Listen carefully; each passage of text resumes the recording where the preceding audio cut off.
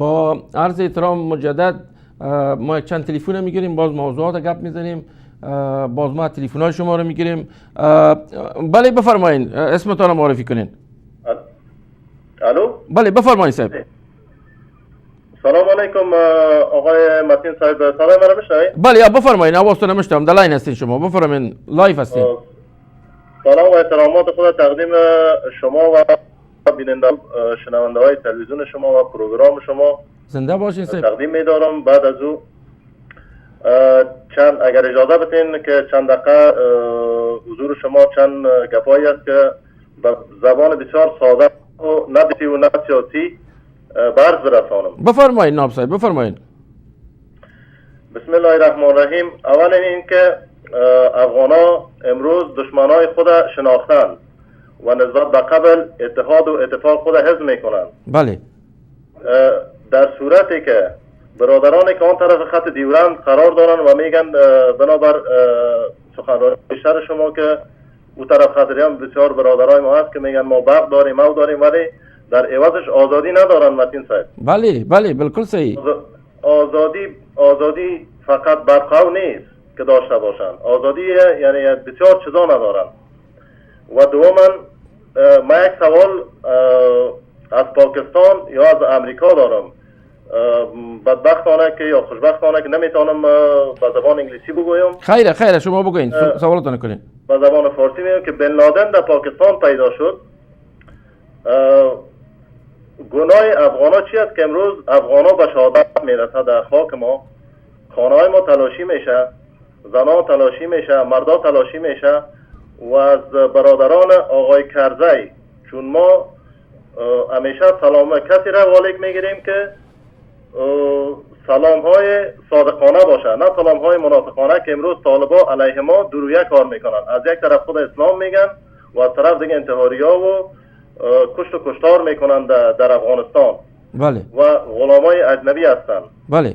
خدا کنه که گپ من کدام طرف دیگه نره، خدای ناخواسته. نه گپتون صحیح است. برازی که ناب صاحب شما در بلژیم زندگی میکنین، ما بلژیم آمدیم و افغانای نازنین و تک صاحب و در ماه مبارک رمضان اوجا ما نماز تراویح رو خواندیم در بلژیم و افغانای ما بسیار فعال هستند اوجا. همین ذکر کردن و پیدا کردن معلومات یعنی از آیسای که 12 نفر کلان آیسای خبر داشت که اسامه در بیت آباد زندگی میکنه و این چرا نادیده گرفته شده و این باید ما یعنی پرسانش دوام میتیم از خود ناب صاحب. شما در لاین هستین؟ تلفنتون به خیال مزاره مشکل داره، خیلی نمی جواب شما از طریق تلویزیون بشنوید. صحیح است. ما این ان شاء الله تعقیب میکنیم برای که افغانای ما روز کشته میشه، افغانای ما در اون طرف خط دیورند کشته میشه و ما باید یک خط واضح شود که آیسای و دولت نظامی پاکستان باید مسئول شناخته شود. افغانستان، مردم افغانستان هیچ وقت تروریست نبودن. به این ترتیب ما باز پالیسی امریکا را، پالیسی انتخاباتی دولت افغانستان را گپ میزنیم کدام پالیسی برای افغانستان مساعد است، کدام پالیسی امریکا در مورد افغانستان چطور است. این گپ میزنیم و همین حرکت وحدت و آزادی دکتر صاحب سیرت ما صحبت میکنیم. بله دیرانجگر در صدیق متین در خدمتتون از امر کنید صاحب. متین صاحب من زلال هستم. زلال صاحب محترم، السلام علیکم، چی حال دارین صاحب؟ علیکم صحت شما خوب است؟ زنده باشین. خوب شد که ما شما را در واشنگتن هم دیدیم. خوب شد اکثر شما صحتتان خوب است. سلامت باشین. ما برای که یک سامی در این پروگرام شما داشته باشون برای امروزی هم چی شما و بینندگان گرامی پاچشیر کوتاهی که به مداخلات ISI پاکستان نوشته کردم دکلمه میکنم. بفرمایید بفرمایید. مداخلات پاکستان: مخبر همسایه اندر جنگ افغانان میا، مخبر همسایه در جنگ افغانان میا، دفعدار و میجر و کرنیل در پروان میا. میهن ما سخت بیمار است از جنگ کهن، بر قتل مردم رنجیده افغان میا. بله. ازبک و تاجیک و پشتونهای این میهن یکند. ازبک و تاجیک و پشتونهای این میهن یکند، در نفاق افگندن ما نایب شیطان میا. از اجلگاهت بترس، در حفظ جان خیش کوش. بله. الحذر ای روبان در بیشه شیران میا. بله. درس عبرت از شکست روس گیر و انگلیس، چودری هوشدار با ما، داخل میدان میا. حد خود بشناس، پای از ورطه‌ات بیرون منی، پان به زیر لب نگاه کن، جانب افغان میا. شاه محمود و وزیر اکبر بخوابن حسرتا، شاه محمود و وزیر اکبر بخوابن حسرتا، ورنی می گفتن هندوزاده بی پرسان میا. بله. عمر خضر خواهی و آب بقای زندگی، تا ننوشی از زلال چشمه پغمان میا. واه واه. امید موفقیت شما و همه دستاندارکاران شعر و ادب و مبارزه کنندگان خط دیورند. زنده باشین زلال صاحب گل، زنده باشین صاحب. صدیق متین دیرانجگره در خدمتتان امر کنید صاحب. بله. سلام علیکم متی صاحب محترم، دوباره مزاحمتان شدم. مجیب هستم از بلژیم. بفرمایید ناب صاحب. من فقط دو گپ آخر خدا به اونو بحث میرم که درباره پاکستان، فقط بر پاکستان یک چیز فراموش نکنه پاکستان، که پاکستان امروز که آزادی خود ادعا داره که ما آزاد هستیم. اولا که آزاد نیست، دوما آزادی خود به زور افغانان گرفته و به زور تمام اقوام افغانستان. بله. امروز تمام اقوام افغانستان متحد و یک مشت و انشاءالله دشمن خود شکست میده و خاک که از ما به حساب بغاوت که هندوستان بریتانوی یک وقت بود و این پاکستان هم پاکستان بریتانوی است، ما خاک خدا میگیریم، ما خط دیورند به هیچ وجه قبول نداریم. شاید امروز نتونیم ولی فردا حتما میگیریم انشاءالله تعالی. و پاکستان هیچ وقت فراموش نکنه که امروز که وقتی که پاکستان خدا میگیره از حمایت تمام اقوام افغانستان بود. بله. و خواهش ما، گپ آخر ما از برادران و خواهران افغان ما در خارج و داخل افغانستان این است که همیشه اتحاد خود حفظ بکنن و پشت تبعیضای قومی و سمتی و رنگ و پوست و نمیفهم جنوبی و شمالی و غربی و شرقی نگردن. ما یک افغان هستیم و وقتی که ما خارج از افغانستان میریم ما را کس پرسان نمیکنه تو از کدام قومتی. اول ما کل ما خود معرفی میکنیم، میگم افغان هستیم. بله. بنابراین به من اکتفا میکنم. خداوند سرفراز داشته باشه شما را که در ایران همیشه خدمت کرده و من الله توفیق و سلام علیکم و رحمت الله. زنده باشین صاحب، زنده باشین صاحب. دیرانجرگه صدیق متین در خدمتتون است، امر کنید صاحب. بله صدیق متین، سلام علیکم برادر. السلام برادر گرامی، مو امر کنید صاحب، لطف کردین صاحب، بفرمایید صاحب. بله تشکر استاد محترم صدیق جان متین، رئیس دیرانجرگه. سلام به شما، سلام به اعضای محترم دیرانجرگه و تمام بیننده عزیز. آقای متین میگه ترحم بر پلنگ تیز دندان، ترحم بر پلنگ تیز دندان، ستمگاری بود بر گوسفندان. بله. آقای متین میگه به همه معلوم است که دولت پاکستان دشمن هندوها، مسلمانان، شیعه ها، تاجک ها و پشتون ها بوده و هست و صرف نامشان مسلمان است. چنانچه شما دیده باشین وزیر داخلی پیشین پاکستان رحمان الملک سوره اخلاص قل هو الله احد را خواندن نمیتواند و اراکین بلندپایه دولت پاکستان به شمول رضا گیلانی صدراعظم لبخند مسخره آمیز در مقابل آیه کلام الله مجید میکردند، در حالی که هندوها کفار همین کار را توهین برای مسلمانان میدارند و به همچه عمل دست نمیزنند. ببینید آقای متین، همین جلسه را که شما جلسه گرفتن جلسه دیرنگ در هندوستان در ماه نوامبر؟ نه، ماه دسامبر 28 دسامبر دایر میکنیم. 28 دسامبر، نوامبر نیست. 28 دسامبر جرگه نیو دلی است. ما و کلیپش غلط شده بود و کلیپ دیگر با دیگر دفعه سالم درست می‌دازم. 28 دسامبر. ما که دیدم ماه نوامبر بود، یا نوامبر یا دسامبر، اینمی اصل مطلب نیست که اینمی یک نمک پاشیدن سر زخم دولت کفرستان پاکستان می باشد. یک کار خوب است به خاطر که میگم آب گرم سزای قرود. و یک موضوع دیگر که من میخواستم گمره شما شریک بسازم در مورد حل مسئله دیرند.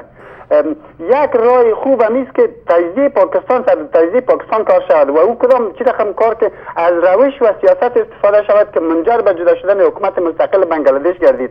اگر شما و دیگر عزیزان سیاستمداران تحقیقات در مورد نموده و کارهای معیاری به خاطر تحقق الحاق ساختن مناطق خط دیرنگ به افغانستان و اما یک تعداد مناطق به هندوستان و یک تعداد مناطق هم به ایران، امی پاکستان لعنتی که تجزیه شود، یه راه مناسب خواهد بود در غیر از او پاکستان که هست یک همیشه دردساز صدیق جان برای جهان، برای تمام جهانی‌ها یک دردساز است. صدیق جان گل، یک موضوع دیگر را براتون بگویم. سعی کنین شما، ما در میرا که می آمدم در تیاره شیشه بودیم، ما فکر کردیم موضوع کشمیر و جمهور را.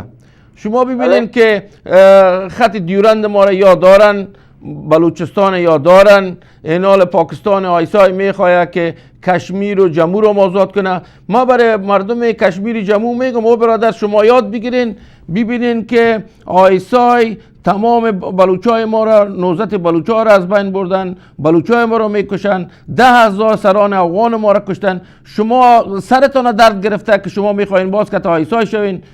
هندوستان که شما برین ببینین، هندوستان یک مملکت دموکراسی است و یک مملکت بسیار پیشرفته است و شما ایوازه که خود از بین میبرین، خاکتان از بین، کوشش کنین که به یک ترتیب از نظر فدرالی آزادیتون اگر به دست میارین، کمک‌های را بگیرین که شما وضع صحی، وضع اقتصادی، وضع اجتماعی مردم کشمیر را بهبود وقتی وضع ازی که زیر سلطه آیسای یا بفتن صدیق جان. و به این ترتیب ما امیر را هم تبلیغ میکنیم بر ضد آیسای که شما در مناطق دیورند ما چی کردین، در مناطق بلوچ ما چی کردین. همین ما بودیم که برادرای هزاری ما را شهید میکرد، ما دفاع کردیم. همین یکی از نتایج بزرگ دیورند جرگه است که ما از حق برادر بلوچ خود دفاع کردیم، از برادر هزاری خود دفاع کردیم، از برادر افغان خود دفاع کردیم. در مقصال ما در قصر سفید رفتیم، در ناتو رفتیم. در ظرف 3.5 سال ما 850 میلیون سر آیسای بند کردیم و تمام جهانیان فهماندیم که حق مردم افغانستان چیز، حق برادرای بلوچ چیز. به این ترتیب ما همی کار ادامه میتیم به یک صورتی که همی برادرای بلوچ ما، برادرای هزاره ما، برادرای افغان ما را کمک مالی کنه.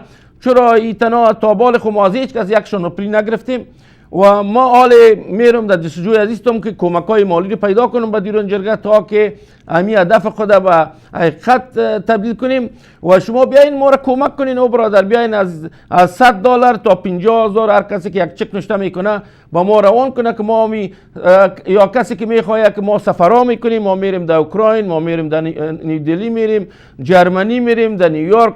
بیای بیادر این پیسای تکت یا پیسای برنامه تلویزیون ما را بتین. اگر شما در 30 سال ما را کمک میکردین و همی دشمنای مردم افغانستان، دشمنای خاک افغانستان در برنامه تلفن میکرد که پیسا را تو چی میکنی یا میکنی و امو توتر هم در مقابل ما کردن که یا مشغورای آیسا هستن که من تابال انتظار از این توتگرها بودم، ما اسمایشون هم در برنامه مندازم. امروز میفهمین شما که ما چی میکردیم. ما صاحب امروز پاکستان ات جرأت نمیداشت که یک راکت سر افغانستان بیاد و حالا شاید پاکستان میامد که ما میشیش در مصالحه را واز میکرد که بیاین که موضوعات ما حالا فصل کنیم. صدیق جان کدام نظر دیگه داری صاحب که لاینای تلفن بسیار زیاد پر است. ما تلفن به ارتباط صحبت‌های شیرین شما میخواستم علاوه کنم که همین تجزیه پاکستان راه حل است، راه حل مشکلات اقتصادی جهان است. همین مشکلات اقتصادی که در جهان است همگیش فقط همین موضوع پاکستان است که به خاطر اینکه پاکستان نمیخواهد که جهان در صلح و آرامش زندگی بکنه. همین مناطق پشاور، بلوچستان که همین مناطق باید به نقشه افغانستان که خط دیران نام نهاد است، همین از بین برده شود و این به افغانستان ملحاق پیدا کنه. اینمی یک راه حل است، به خاطر از اینکه دولت پاکستان که حس بشردوستی ندارند، اینها در نفرت غرق در نفرت هستند. دیگه من تشکر میکنم از شما آقای متین. زنده باشید. من رویتون میبوسم. لطف کنین صاحب. السلام علیکم صاحب. بله دیوران جرگه صدیق متین در خدمتتان است. الو بفرمایید صاحب. بفرمایید برادر. متین سلام. السلام علیکم صاحب. شال دارین شفا خوب جانجور بخیر. زنده باشید. شما خود معرفی کنین بزرگوار.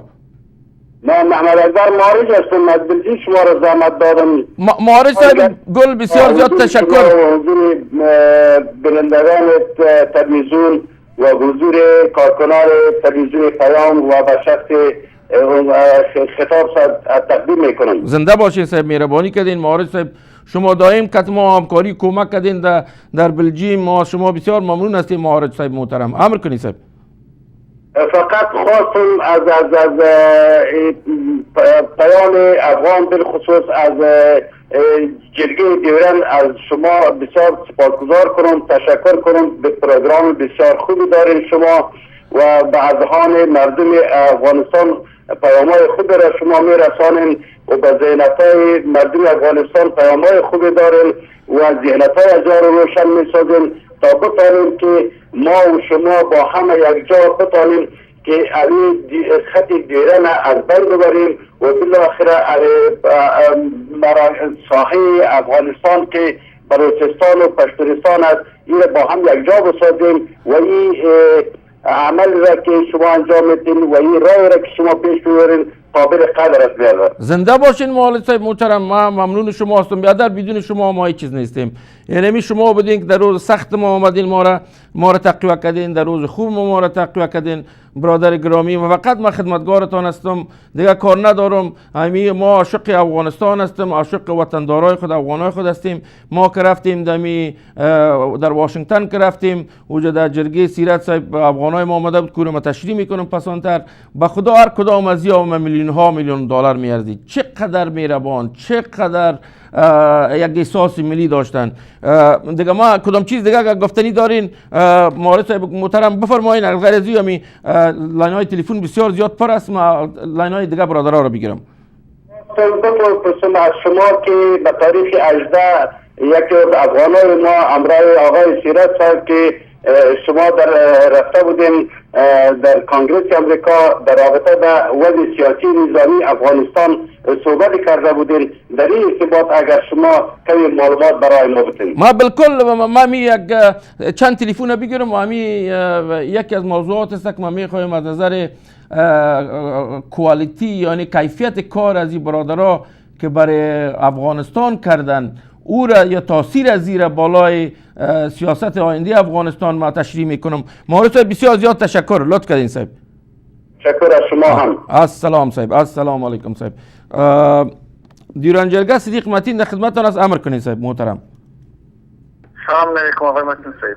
السلام علیکم برادر گرامی. اسم مبارکتان بفرمایید صاحب. خسته نباشی آقای متین صاحب. زنده باشین صاحب. امر کنید صاحب. آقای متین صاحب خسته نباشی. واقعا تشکر میکنیم. شما دید بفرمایید صاحب. جمالی صاحب. بفرمایید. من جمالی هم از مملکت جمهوری اسلامی ایران تماس میگیرم. واقعا تشکر شما عرض میکنیم که بسیار شما دیدگاهی خیلی خوب برای میهن ما، برای کشور عزیز ما، دیدگاه شما برای قابل تایید ماست. زنده باشین صاحب. ما از دیدگاه روشن فکری شما آگاهی میکنه. ما جوانان افغانستان رو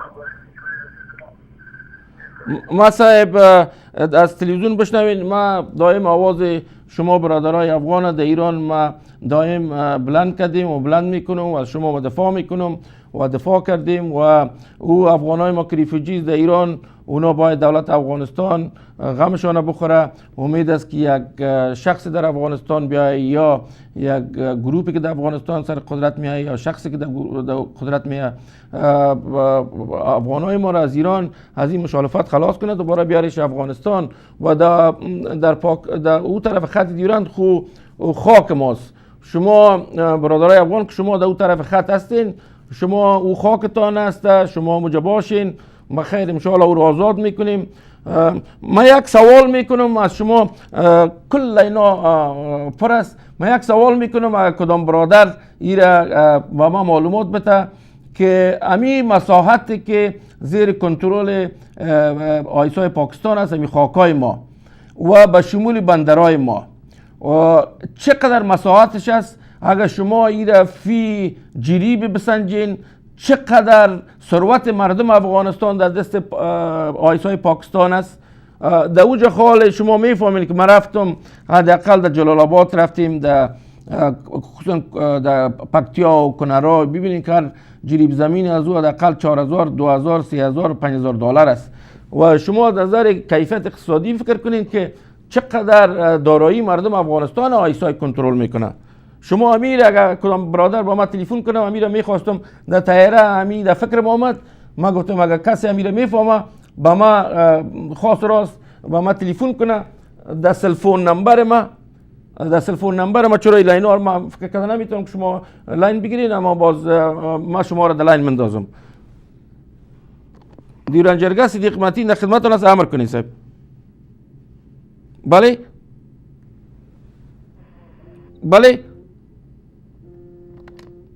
دیورنجرگاه صدیق متین در خدمتتون است، امر کنید صاحب. سلام علیکم. و علیکم السلام صاحب، بفرمایید صاحب. قربان شم آقای متین، یک کمی شرم کن با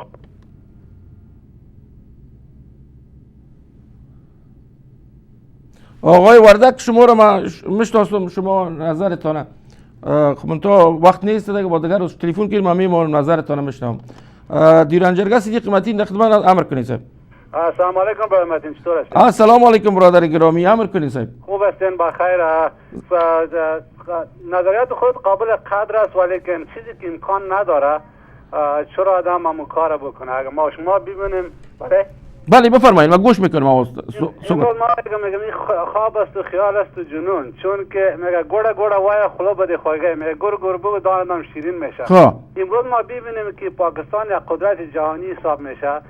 افغانستان اگر ما شما میخوایم که خاک افغانستان آزاد کنیم، اگر ما خاک میگیم خاک افغانستان است، ولی چرا ما رفته از اون مردمای پشتون و بلوچ از اونا پرسان نمیکنیم که بگیم او برادر شما میاین با ما افغانستان یک جای میشین؟ نمیشین. بیخی صحیح. ما اینجا بشینیم از دور که دول بزنیم از هیچ چیز جور نمیشه. اینا صاحب ما نظرتون شنیدم. شما فکر میکنین که شما به طور مثال برین از تورخم او طرف تیر شوین، شما برین یک حرکت کنین ببینید که نفر آیسای در پشتان است. ما رفتیم داخل خود خاک دیورند ما او طرف و ما اگر چیزی میتونیم نمیتونیم، ما خود نمیمانیم پاکستان که با آرامی زندگی کنه و این عملات را که فعلا مداخلات که داخل خود خاک افغانستان دولت آیسای پاکستان میکنه و شما فکر نمیکنین که منشأ تمام امی پرابلم چی است؟ اینمی موضوع خط دیورند است و شما این موضوع خط دیورند حالا فصل کنین دیگه افغانستان صلح است، ترقی است، پیشرفت است و ما کوشش میکنیم که شما ببینید برادرای طالب ما را اونو اسیر گرفته و اگر برادرای طالب ما ایره درک کنن که دیگر استفاده آیسای نشن و اصلی خود دور بتن طرف پنجابیا، دیگه شما فکر نخواد کنین که دیگه خط دیورند یک دقیقه دوام کنه. شما اصلی پاکستان چیست؟ اصلی پاکستان اینمی انفجاری است. شما میفهمید که چند دفعه جنگ کردیم، در زمان دکتر نجیب جنگ کردیم، در زمان داود خان میخواستیم شهید داود خان ما جنگ کردیم، در اونجا دیدیم کل عسکرای پاکستان کلش گریز کرد. این واقعیت شما در نظر بگیرین. شما نمیمونه آیسای پاکستان نمیمونه که شما آرام بگیرین، خدا نمیمونه تا سبا دیگه چیز سرطان میکنه، دیگه چیز میکنه پاکستان چه غرض با فارورد پالیسیش یک مملکت مسلمانی است و از نگاه اسلامی میگه که خاک کسی را غصب کنی، مال کسی را غصب کنی، دوجه تو نمیتونی که نماز بخونی، دوجه تو نمیتونی زندگی کنی، چرا او خاک غصب شده است، دارایی برادر مسلمانت است. دیگه این نظر خودتان است، با نظرتان احترام دارم و ما میخواهیم که یک کار اساسی با مردم افغانستان، با مردم برادرای هزاره ما، برادرای بلوچ شوه که مشکل حل شوه و افغانستان راه بری داشته باشه. آیا شما نمیخواین که افغانستان راه بری داشته باشه؟ دیران جرگه صدیق متین خدمتتان است، امر کنید. سلام علیکم. السلام علیکم برادر، اسم مبارکتان صاحب. ان شاء الله که خوب باشین. ما قریشی هستم. قریشی صاحب السلام علیکم، احتراماتم قبول کنید. علیکم السلام آقای متین، ان شاء الله که خوب باشین. زنده باشین صاحب، امر کنید صاحب. یک عرض داشتم خدمت شما. امر کنید صاحب. و هیچ انتقاد نیست، خب هیچ نوع تعرض نیست. بله. و این یک صحبت دوستانه است، نه؟ امر کنید صاحب. ما برای من میتونین بگوین که امروز مملکت خودتان که افغانستان است دیورنجیگر رو طرف کنین، از مرزای بسیار تحمیلی بگذارین. همین مملکتی که فعلا دست ما و شماست که به نام افغانستان است، آیا آزاد است؟ برای من جواب بتین. من در تلفن هستم، یکی سوال من را جواب بتین لطفا. بسیار خوب، یعنی شما گوش کنید از طریق تلفن. شما ببینین که چی باعث شد که قوای ناتو و ممالک غربی در افغانستان بیایه. وقتی که طالبان در افغانستان حکومت داشت، 1,00,000 عسکر اردوی مجهز پاکستانی داخل خود خاک افغانستان بود.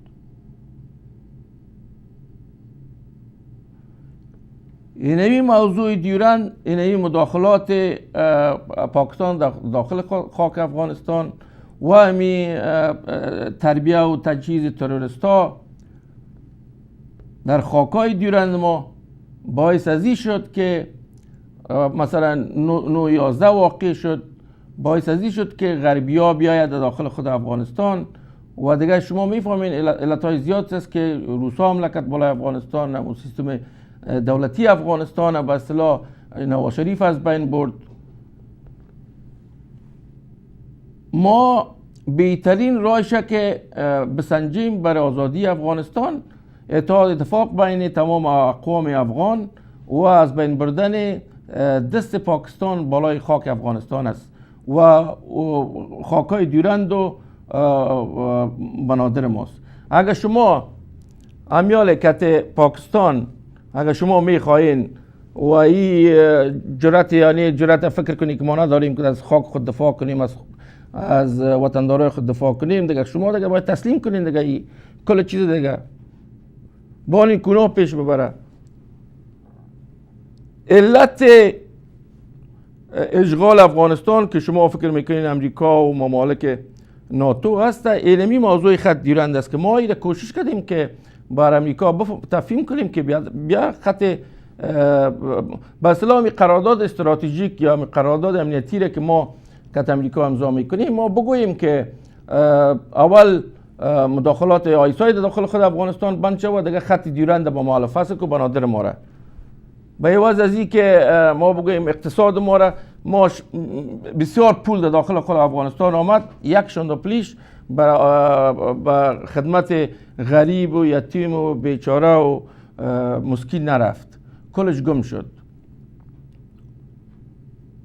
تا که ما مشکل خود حل نکنیم و این مشکل ما تعرض پاکستان است و یک فراخوان ملی اعلان نکنیم و به ضد پاکستان قیام نکنیم و دست پاکستان از افغانستان کوتاه نسازیم، این مشکل است برادر. و راهش ما بر شما ذکر کردم که کمکایی که پاکستان میگیره از ممالک عربی، از خود امریکا میگیره. ما این خود قصد سفید رفتیم، ما میره گفتیم کمک نتی بر آیسای و ما باید تیر افغانستان خود افغانستان واحد در نظر بگیریم. برادر همی در خانیت میمونی، یک نفر بیاید در اتاق خود زندگی کنه. اگر ما اتفاق کنیم، اگر ما در مقابل سفارت عربستان سعودی 5000 نفر مظاهره کنیم یا در مقابل قصد سفید مظاهره کنیم حق بخوایم، شما باز ببینید که چی تغییرات خواهد آمد. ما اینجا داد میزنیم که برادر بیایی که اتفاق کنیم، معضله ملی خود حل فصل کنیم. یعنی این معضله ملی است، کلی ما در دست پاکستان است، کلی خانه ما. شما ببینید که حال آقای کرزی، ما دائم از اونا تقاضا کردیم که چالش کلدار در اون مناطق پکتیای ما، جلال آباد ما در اینجا بند کنه و ساینای پنجابی را در پس کنه یا کنه. شما ببینید که پاکستان در اکتفا نمیکنه که یعنی یک ذره خاک در دستش است و اینو زیادتر میخواهند که تعرض کرده برن. اما با فضل مرحمت خدا می فاروارد پالیسی از زیر استاد کردیم. فعلا حال دولت پاکستان میخواه که بیاید در شرایط سیاسی افغانستان به اصطلاح میخوان کمک کنن. اینو هم تاثیر امی مبارزه شما مردم افغانستان است. دیران جرگه صدیق متین در خدمت آنست عمل کنید صاحب. سلام علیکم متین صاحب. السلام علیکم برادر گرامی، اسم مبارکتان. متین صاحب ما سه پیشنهادی مستد، یک نظر مستد. عمل کنید صاحب. یک نظر ما به ارتباط دیران جرگه که شما یک برنامه را در تلویزیون پیام افغان هفته 2 دفعه که داشته باشید بسیار خوب میشه. افغان ها کمک میکنه به این ما داشته باشید که افغان ها برایتان همدست هستند، همرایتان کمک میکنه.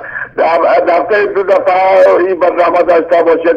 دیگه در افغانستان هم در هر ولایت باید رئیس دیران جرگه تشکیل شود که از اون جای برای شما هم هر روز یا در ماه یک دفعه 2 دفعه راپورتاژ ترتیب میکنه. شما از این جای فرق میکنم و برای یک تلویزیون که در افغانستان تلویزیون ها زیاد هستن، 20 تلویزیون هستن، همون جای یک قرارداد کنیم که یعنی پروگرام اکثریت افغانهایی که در افغانستان هستن پروگرام شما را بیشتر نداره، پروگرام شما را نمیبینه، ناخبر هستن.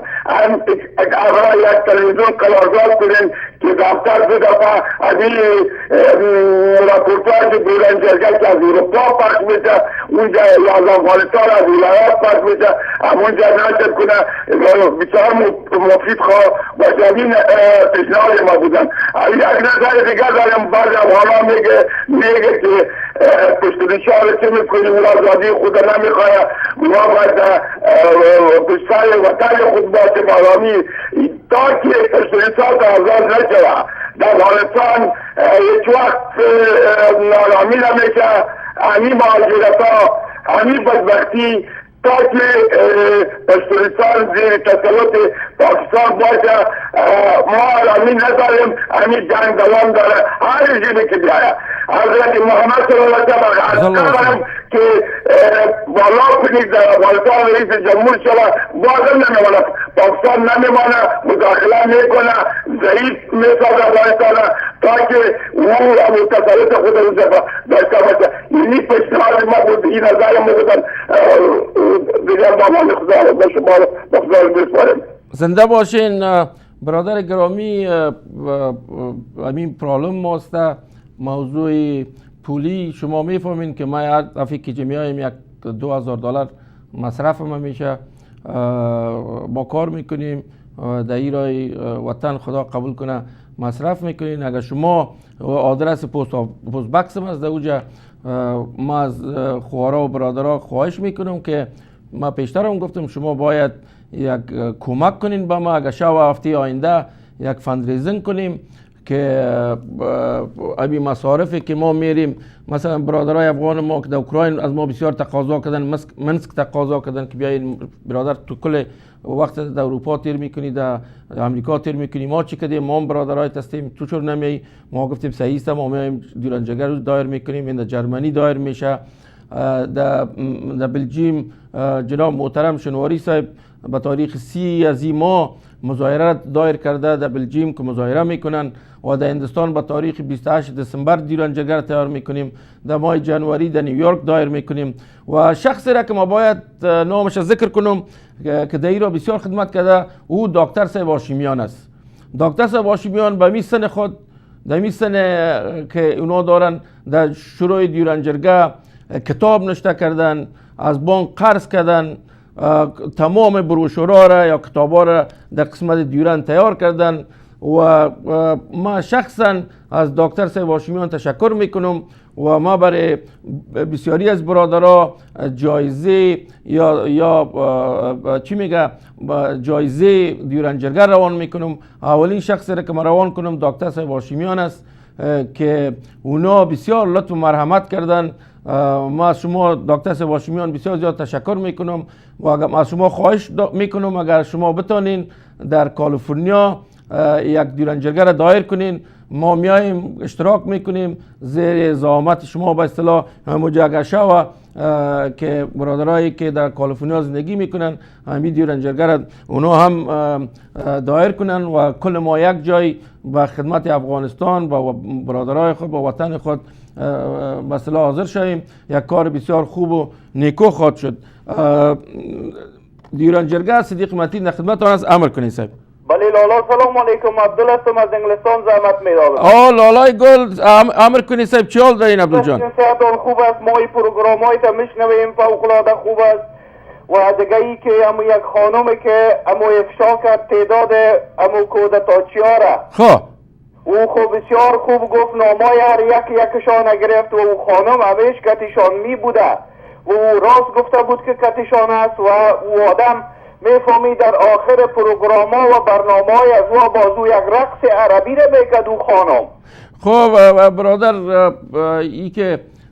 ای که شما نظرتان دادین بسیار تشکر. ما اسمشان مندازم در برنامه و ما انتظار از یا بودم که اینا اگر شون که معذرت بخواین.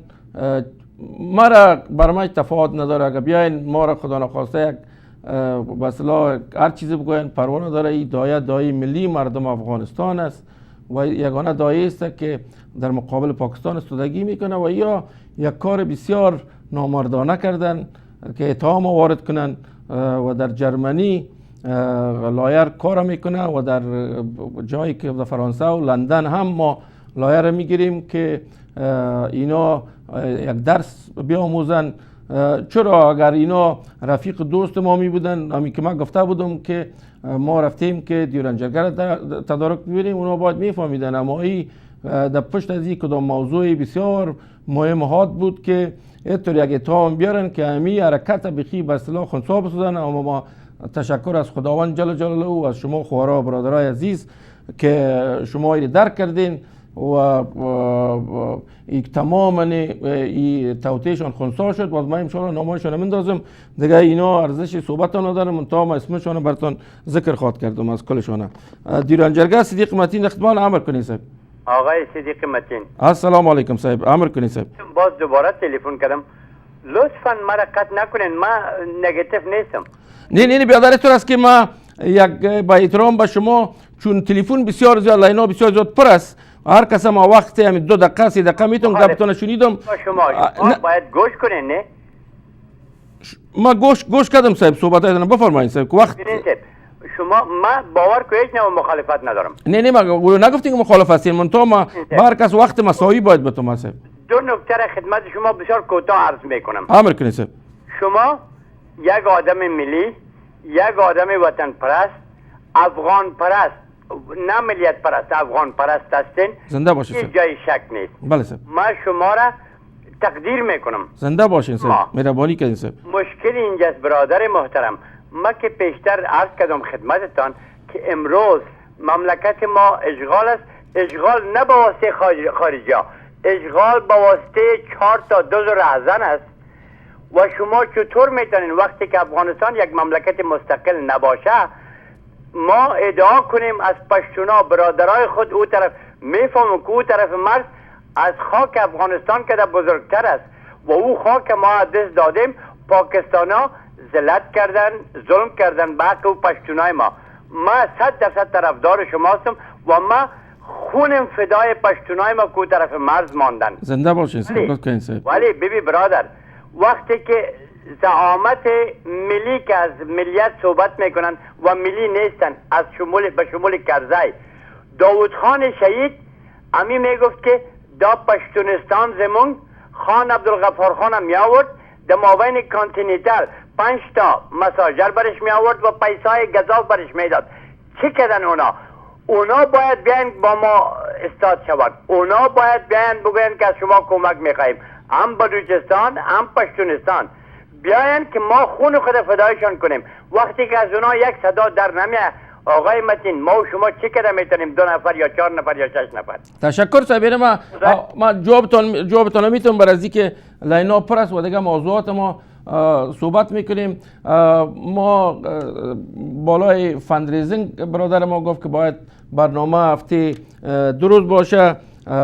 بسیار پیشنهاد خوب است، در صورتی که خواره و برادرای عزیز ما را کمک کنه و در این حال ما در جستجو خواهد بودیم که یک منبع را پیدا کنیم، منبع ملی را که به اصطلاح امی فعالیت‌های ما را رئیسای دیورنجرگاه یا بزرگاه سفر میکنن، اونا توانایی ندارن که برن به یک طرف به اصطلاح سفر کنن دیگه. اگر شما کمک کنین به دیورنجرگاه و ما بتانیم که از نظر پولی مصارف اینها را تادیه کرده بتانیم، شما باور کنین که ما امی حرکت به اندازه عظیم بسازیم که مثل یک سیل پاکستان او ببره.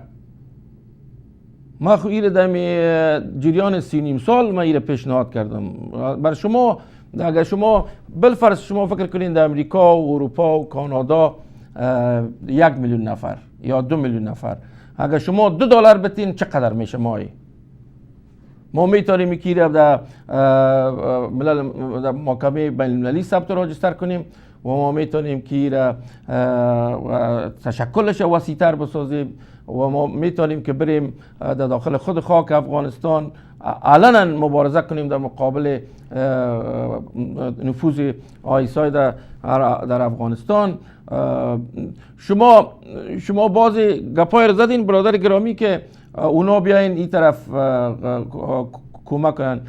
اونا کردن 10,000 نفر لیدرای افغان ما یا مشرای افغان ما کلشون به شهادت رسیده. شما ما ویدیو کلیپ ها ندیدین که برادرای بلوچ شما که قتل میکنن، اونا رو میکشن، برادرای هزاری ما رو قتل میکنن، اونا رو آیسای کشتن و از بین بردن، شما رو ندیدین؟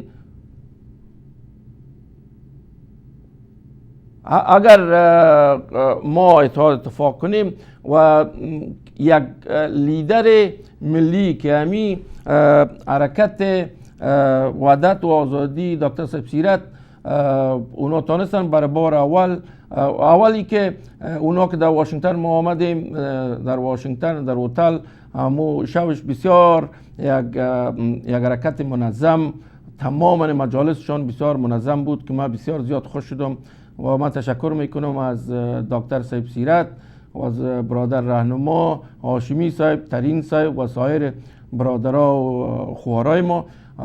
و دیگه ای که صبح وقت ما رفتیم به کانگرس و در کانگرس تماما وسایل یا شرایط آماده بود با ما، کل خوارا و برادرای ما رفتیم داخل کانگرس یک اتاق بسیار کلان اختصاص داده بود برای افغانای ما. و از همه مهمتر ایست که این برادرای نازنین ما رسما باعث لابینگ، یعنی کسی که صدای مردم افغانستان بلند کنه در کانگرس راجستر شدن که ما دمی 3 سال 3.5 سال ما امیر داد میزدم امی خطا روان کردیم از نگاه سیاسی دولت امریکا 3 تشکیل داره: کانگرس، سناتور و هاوس آف رپرزنتیتیو. ما 570 خط برای این روان کردم و یک راه تر حل مسئله تروریسم برای کانگرس امریکا ما پیشنهاد کردم خود ما که همو باعث شد که 850 میلیون به پاکستان نره. شما فکر کنین که برادرها چقدر خدمت عظیم مثلا به جای آوردن برای مردم افغانستان.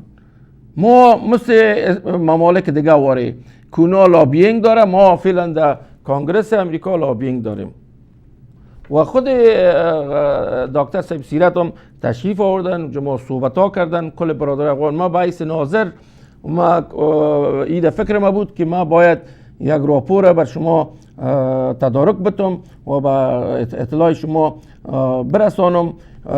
شما ببینین که این برادرها از نظر ملی فوق العاده حرکتشان ملی بر از اینکه خود اینا کدام چوکی رو نمیخواین رئیس جمهور شوند و تنها اینا آرزویشان هستند که یک شخص ملی پیدا شود که بتونه امی کشتی مردم افغانستان تا ساحل ببره و مشکلات افغانستان حل فصل کنه. امی تو که شما برادر بزرگوار گفتین که افغانستان اشغال است توسط چند نفر، من که شما موافقت دارم، او را هیچ وقت من که شما مخالفت کردن نمیتونم، چرا وقت ندارم. ما دائم حقیقت بگوییم، وقتی که حقیقت ما میگیم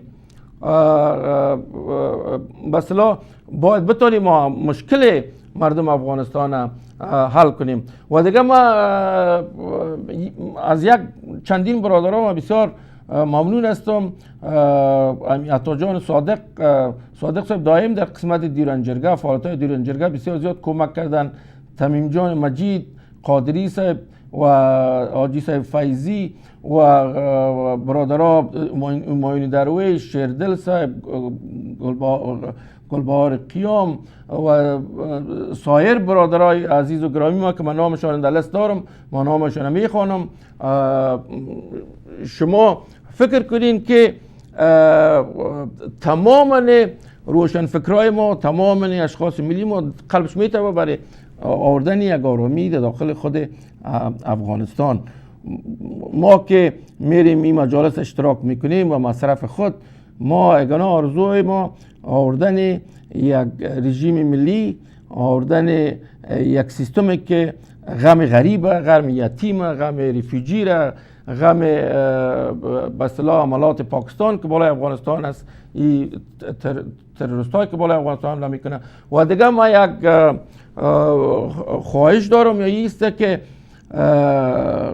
هر حرکت ملی که برآمفته، ما خوارا برادرای عزیز کل ما باید او رو سپورت کنیم، تقویه کنیم. میشه کسی که برای خودخواه نباشه و حرکت برای آبادازه و خیر فلای مردم افغانستان باشه، که همین حرکت وحدت و آزادی دکتر صاحب سیرت که برادرایی رو پیش میبرن، همین کار یا شروع کردن، همین کار یا پیش بودن. ما باعث یک برادر کوچکشون ما آمدیم که چون کمک میکنیم. و ای که دیگه برادرای ما هم مثلا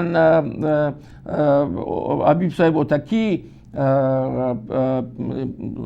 امیری صاحب و سایر برادرها هم در جستجو هستند. اینا کارهای اینا کلش قابل قدر است. هر کسی که به خیر و فلاح افغانستان خدمت میکنه باید کل ما را تقویه کنیم. هر گروپی که هر حرکت که میایه همین هدفشان حل مسئله افغانستان، یعنی حل مسئله لیدرشپ افغانستان باشه. اونا داخل باید یک جای شون، به تفاهم برسن، یک شخص باعث رئیس جمهور افغانستان انتخاب کنن. باز ما میفهمیم که پاکستان، باز در او وقت میفهمیم که یعنی پاکستان که چی کنیم.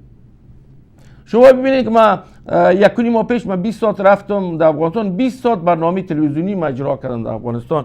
شما از نظر آگاهی مردم افغانستان از مسائل ملی، موضوعات دیرن، حقشان، حق افغانای ما، یعنی یک کاری هست که کار ارزشمند و کل دیگه برادرها هم همین کار میکنن. اوریا صاحب مثلا در افغانستان، سایر ژورنالیست‌ها در داخل خود افغانستان فعالیت‌های زیاد را میکنن. و ما اگر شما برادرها خوارا کمک کنین، با ما که کمک کردین، ما خودم جرگه که واشنگتن که آمده بودن برادرها کل از اینا به اندازه مهربانی کردن در حق برادر کوچک خود. و ما ممنونتان، قدردانتان ما خدمتگار شما هستم و این حرکتی که دکتر صاحب سیرت کرده و برادرای عزیز و گرامی ما امیر برا انداختن، یک برکت فوق العاده خوب مثمر، خصوصا در قسمت لابینگ برای مردم افغانستان که مثلا ما میخوایم یک موضوع را با گوش کانگرس برسانیم. این برادرها موجود است که اینا این کار میکنن. این که در آینده این حرکت تا کجا میره کلش باز مربوط یا حرکت های دکتر صاحب سیرت یا حرکت های دیگه برادر کلش مربوط ماست تا چی اندازه ما کتینا احساس همکاری میکنیم و ابراز همکاری میکنیم و باید ما همکاری کنیم، چرا این درد مشترک تمام مردم افغانستان است. چرا ما از ایران پس باشیم؟ چرا ما از پاکستان پس باشیم؟ چرا ما از نیپال پس باشیم؟ ما چرا از بنگلادش پس باشیم؟ شما فکر کنید بنگلادش یک زن رئیس جمهور است، کل از او اطاعت میکنه. کل ما میخوایم که رئیس جمهور باشیم، کل ما میخوایم که والی باشیم، کل ما رئیس باشیم. چرا ما نگوییم که ما کل ما خدمتگار باشیم برای مردم افغانستان، برای خاک ارزشمند ما؟ شما ببینید که امریکا میخواهد که در داخل افغانستان باشه. چرا؟ علت چیز ما باید پالیسی امریکا را تشریح کنیم و پالیسی که برای افغانستان مهم است. باز ما حال به یک گیلان تجارتی میریم، بیا این موضوعات گپ میزنیم، با نظریات شما رو ما میشنویم. ما یک ساعت دیگه داریم تلفن‌های شما رو میگیریم. ما به گیلان تجارتی میریم، لطفاً با ما باشید.